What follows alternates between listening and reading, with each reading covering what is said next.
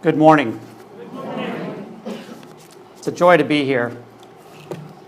I'd like to thank Carolyn and the worship folks for including us in this morning's message. It's a great opportunity for us to talk to you a little bit about what we've been working so hard for. Gayle and I have been members here for a whole bunch of years, more than I can count on my fingers. Which probably doesn't bode real well since I'm a financial planner, but when we got here so many years ago, from the beginning, I guess it was, whatever, somebody here knows how long that is, we had two bright, wonderful kids, little kids. And we still have two bright, wonderful kids that are in their 20s right now. It's been a lot of years. Unfortunately, along the way, one of them came down with a serious mental illness. And that has, in so many ways, defined the lives that Gayle and I now lead. We've become strong advocates in reform and how we treat people with serious mental illnesses like schizophrenia or bipolar disorder, serious depression or serious anxieties. And we feel that these are diseases that are grossly misunderstood. And to the point where there's so much stigma attached to them that treatment isn't even sought. One thing you'll learn about me after we get to know each other, and it's really heartwarming to look out and see so many people that I don't know. You know, years ago I was treasurer of this organization, of the board, and I really prided myself on knowing everybody in the congregation, and now I look out and say, I don't know half of you. So it's pretty exciting. But one thing you will learn about me is that I really love bicycling. And it's not just going around the block kind of bicycling. I love going from one climate to another, or from one state to another, or from one ocean to another. And so it was one day, I don't know, maybe a year and a half ago, Gayle and I were walking our dog Rose, and the idea came to her to put our two passions together. She said, honey, you can go on another bike ride if you want, because I'd done one of these years ago. But you have to make it for a charity. So the charity was easy. It's like, obviously it's going to be mental illness. And so we built a nonprofit called Ride to Awareness, ridetoawareness.org. And the idea was to have the charity sort of the wow factor of a cross-country bike ride, put a spotlight on the stigma that's attached to having a mental illness. Now, mental illness is a disease. I'll just readjust this for a second. Actually, before I get into that, I want to just sort of mention that this was a team effort from the beginning. I know that I tend to be the face a lot of the organization, but Gayle was the front line.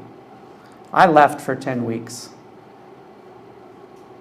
Gayle was fighting that battle with half of her armies, basically, for those 10 weeks.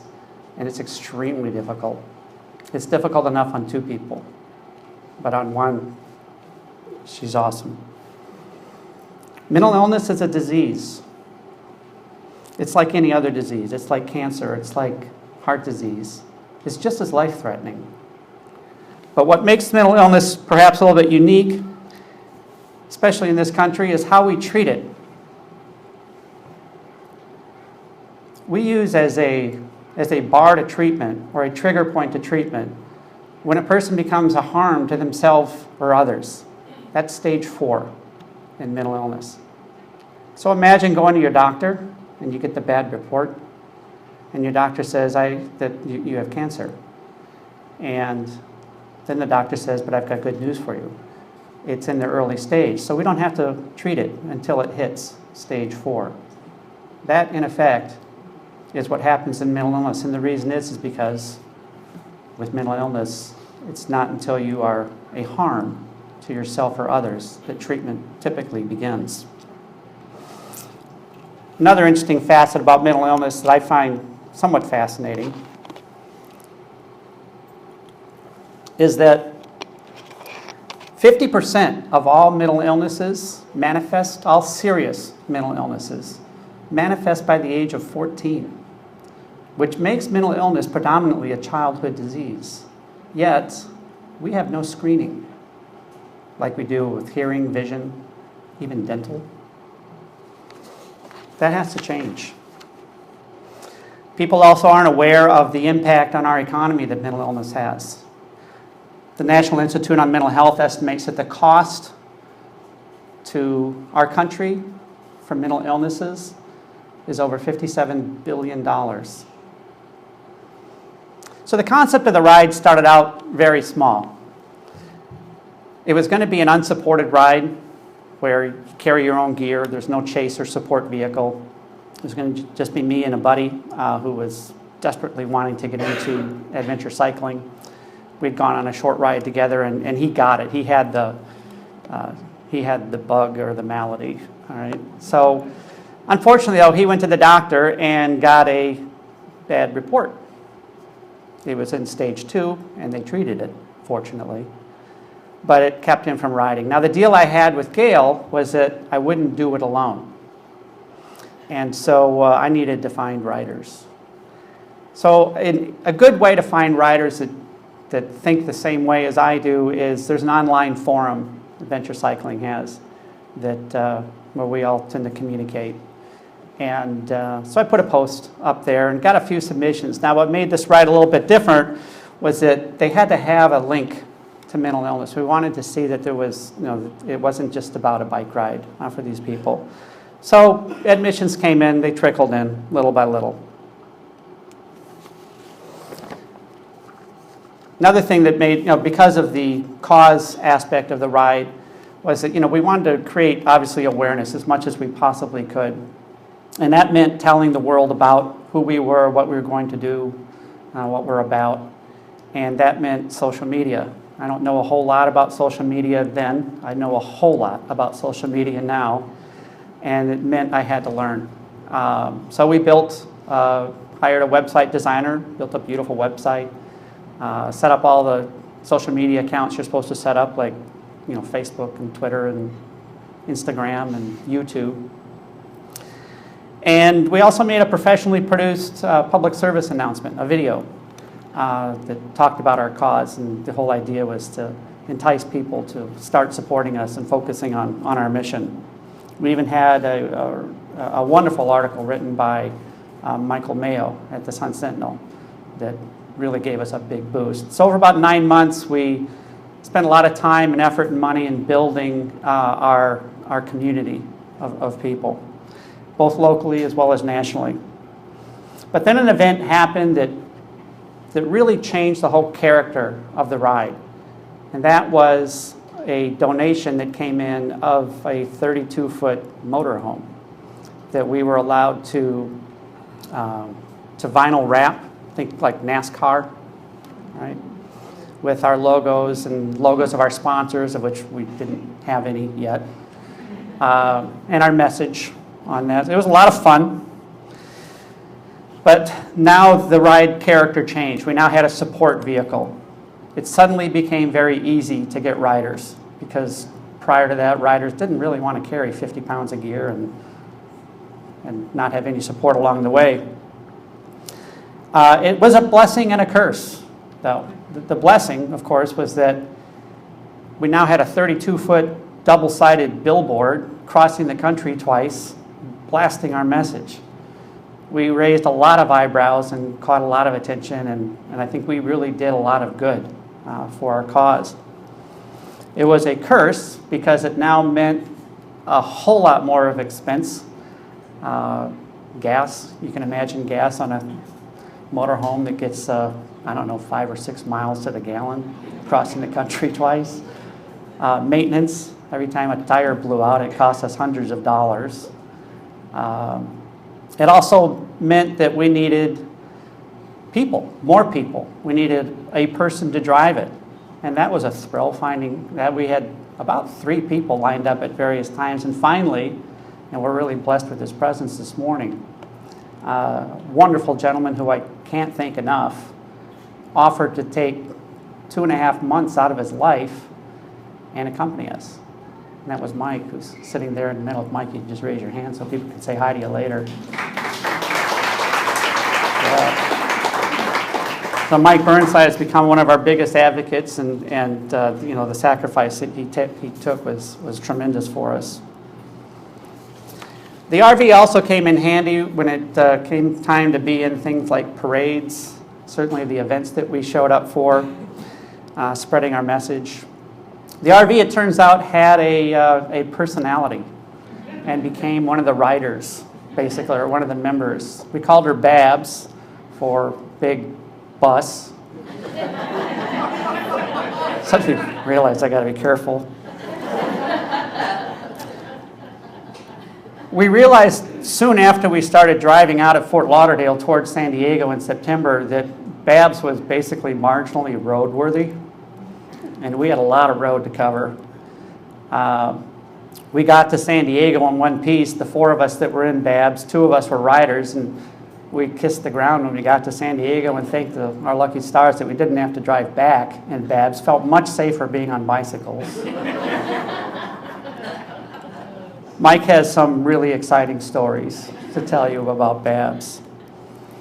So anyway, at the point that Babs came onto the scene, the ride quickly changed from a nice little bike ride to a 10-week event. Now, one of the most alarming stats that you're going to hear about mental illness is that it affects 1 in 4 people in this country. That's a lot. That's a lot of people. But that actually helped us when it came time for me to start approaching corporate sponsorship. Because 1 in 4 of those people I was talking to, even though they were representing corporations, 1 in 4 of those people had personal experience with mental illness. And they were a whole lot more inspired to help us because somebody in their life, somebody that was extremely close to them, has schizophrenia, bipolar disorder, severe anxiety, or severe depression.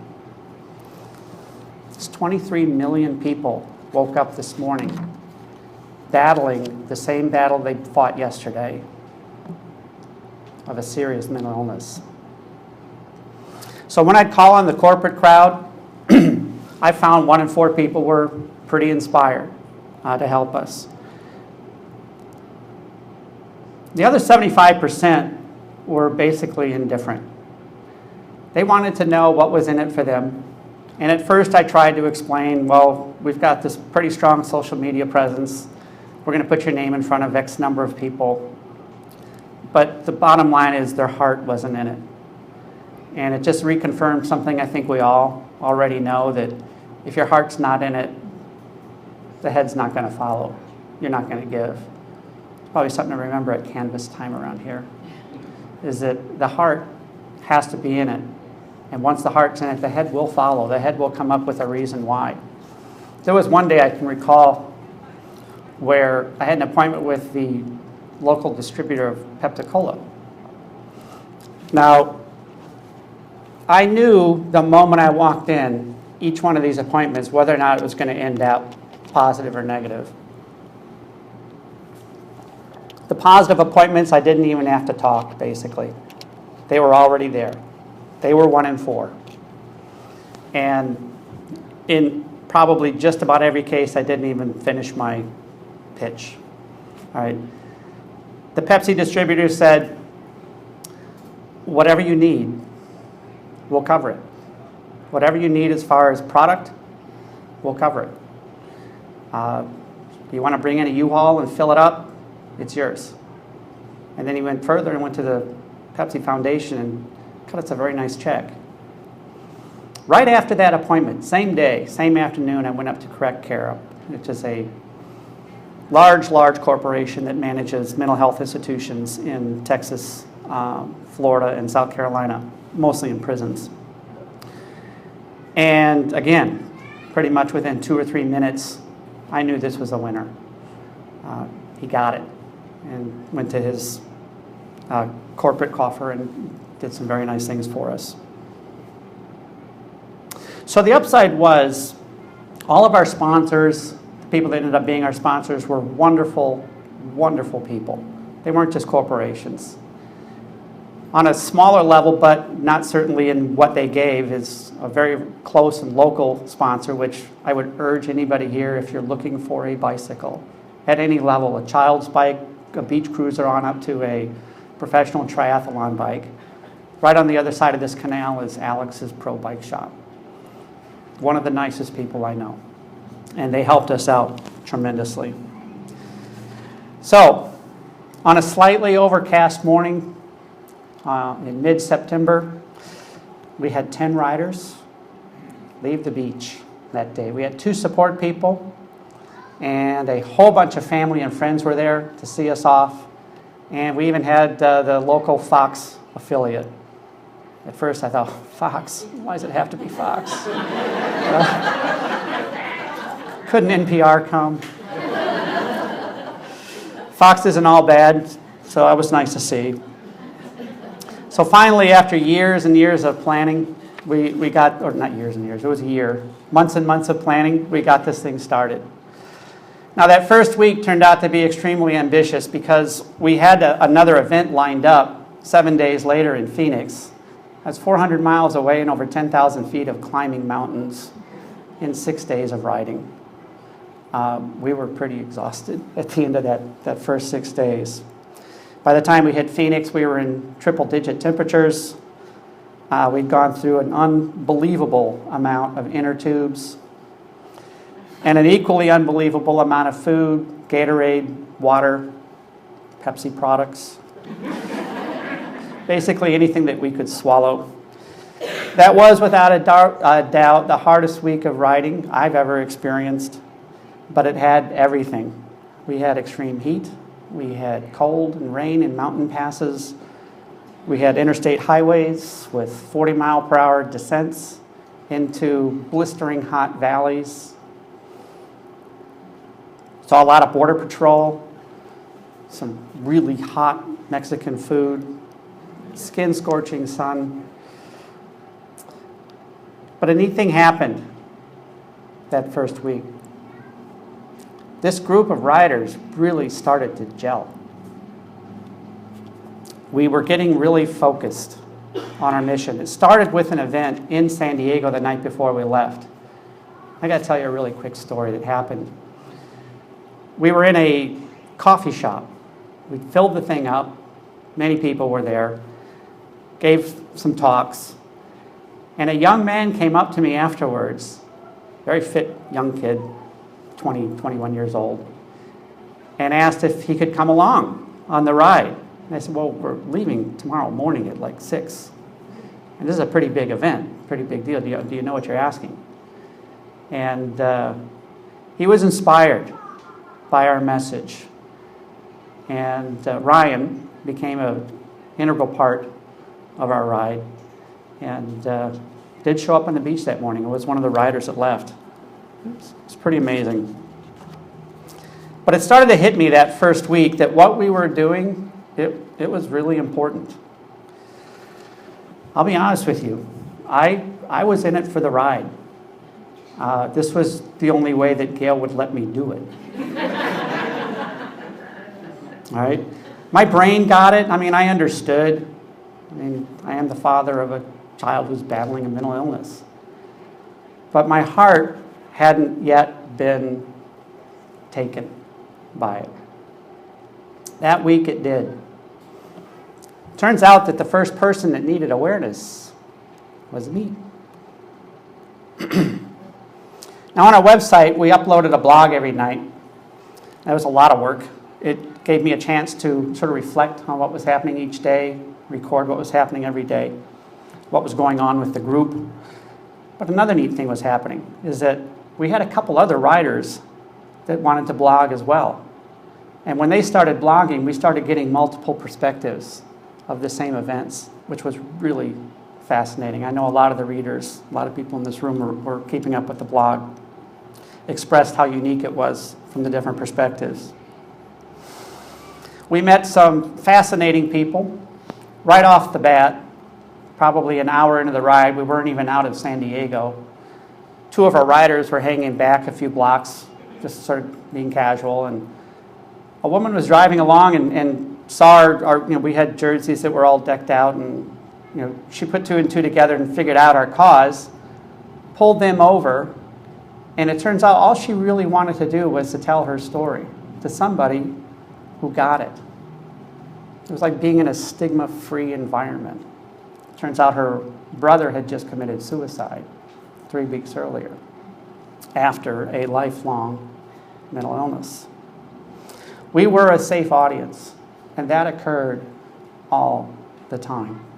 As soon as people start figuring out who we were and what we were about, they knew we were safe, that they could express their message to somebody that understood what it meant.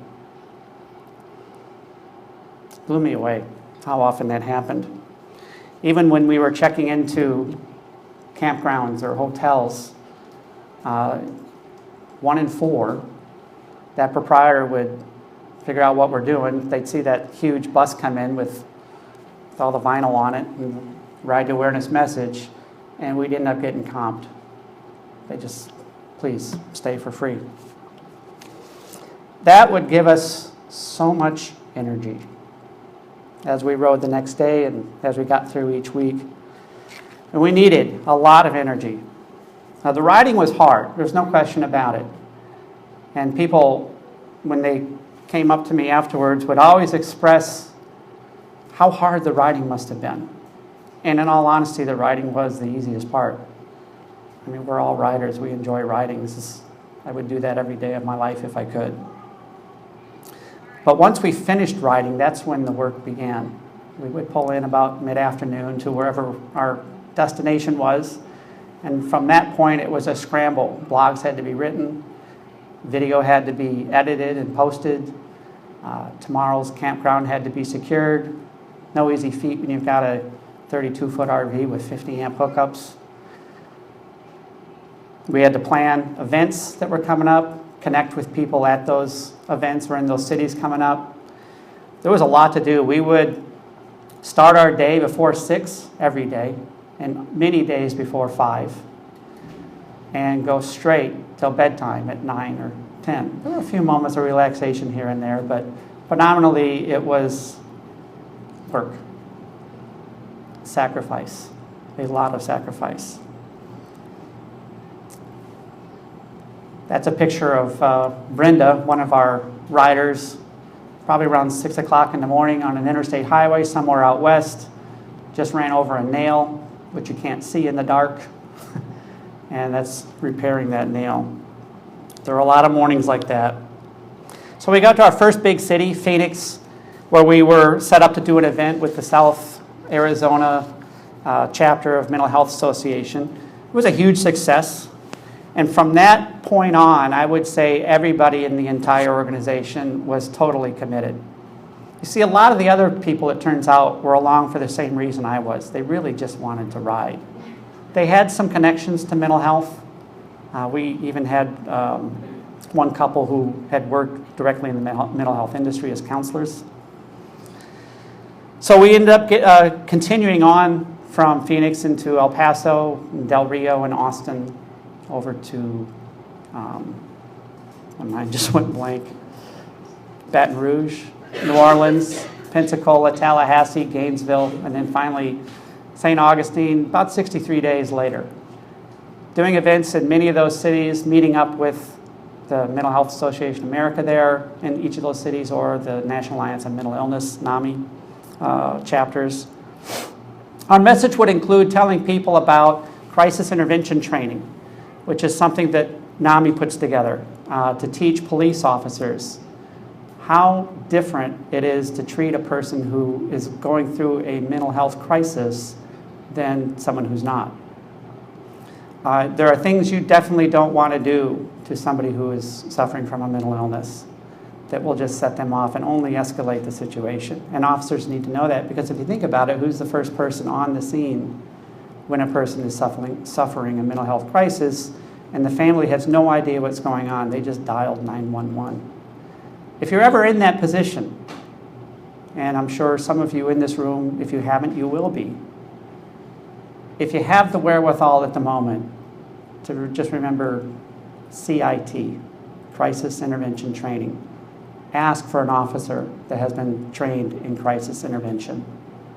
It will make a world of difference, and it will save lives. Gayle and I feel extremely fortunate that in the town of Davie, we do have crisis intervention trained officers. Not all of them, but they understand how important that is. And it's like night and day when the call is made. They treat you differently. We would also talk about the myths and the misunderstandings about mental illness. It gave me the opportunity to talk about one of my pet peeves, which I just never have quite understood why this happens. But mental illness so often, or schizophrenia in particular, so often gets confused with split personality disorders, and there's really nothing to do with each other. Split personality disorders are pretty self-descriptive.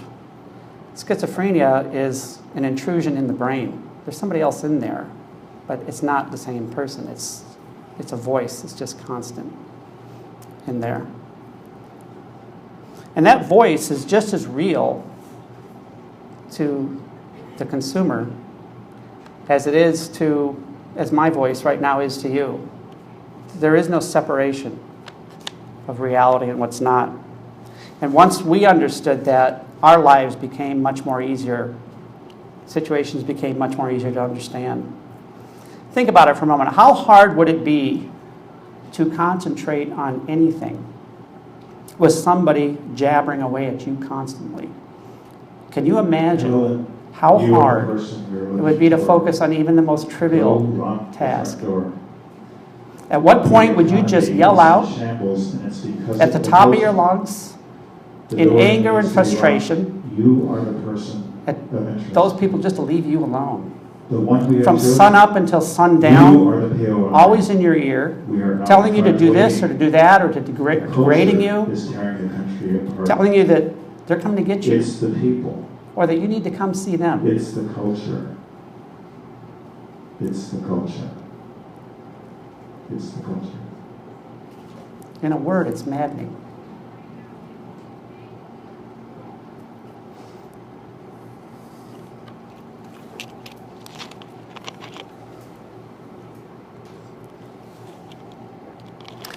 Another important message we discussed was the myth that mentally ill people are responsible for some of our mass shootings.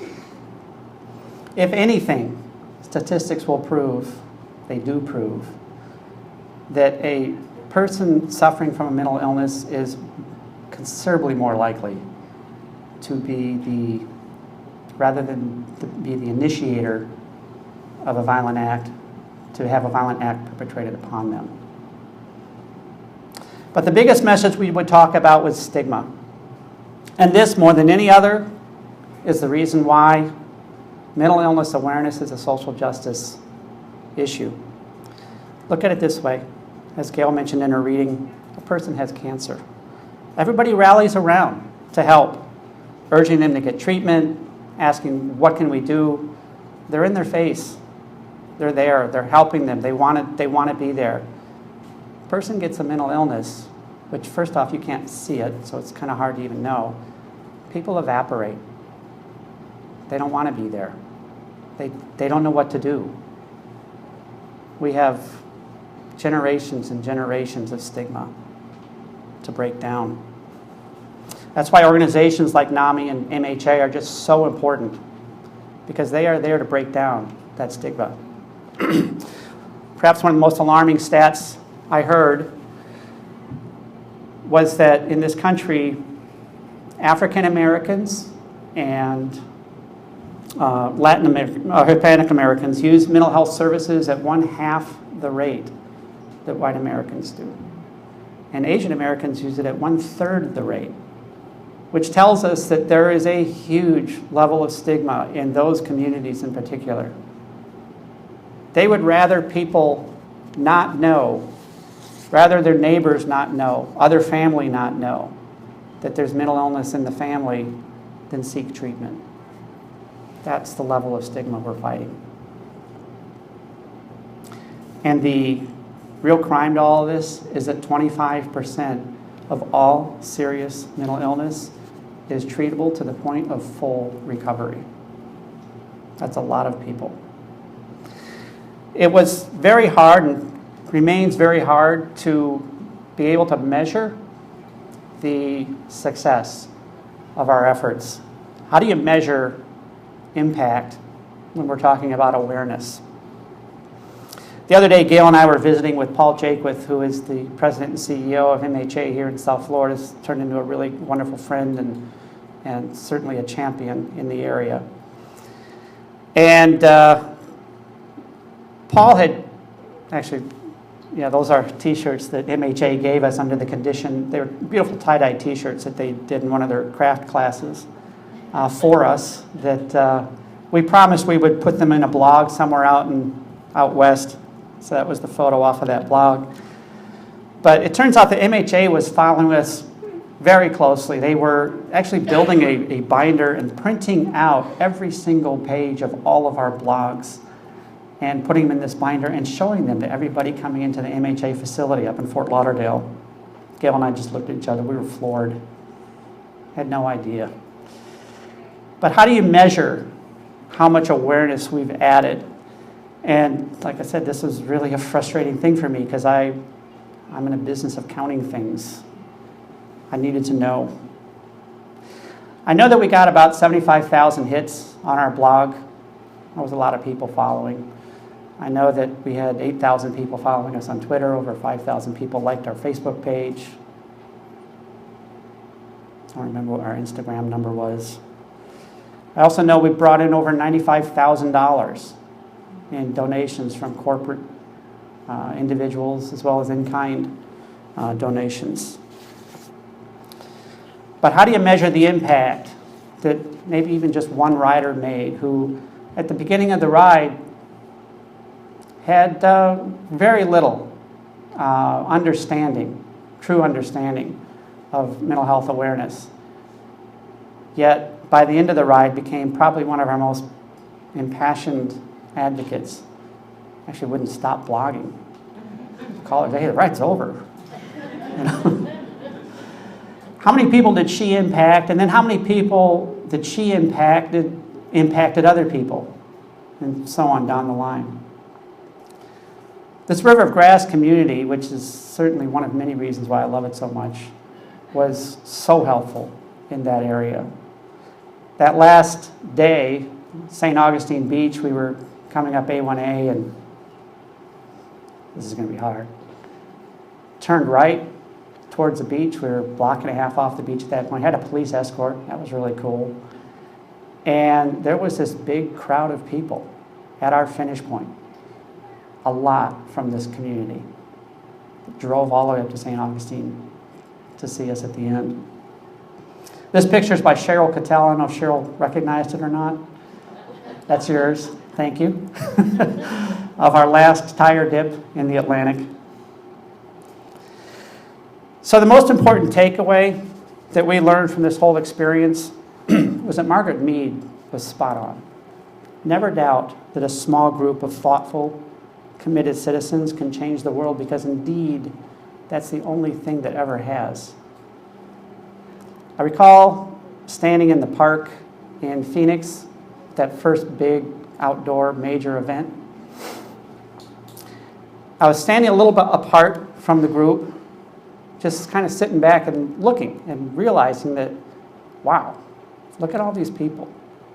None of this would have happened if it weren't for Gayle and an idea a year and a half earlier. And Gayle reminded me the other day, well, none of it would have happened without Andrew. I had that recurring feeling throughout the ride. Sometimes it was just being in the back of the pack, looking at these riders riding their hearts out ahead of me, and just thinking, how did this happen?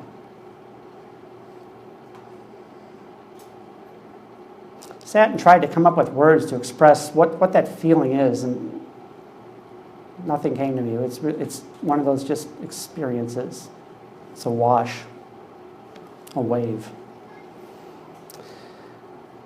So never doubt that a small group of thoughtful, committed citizens can change the world. Indeed, it's the only thing that ever has. Thank you for listening.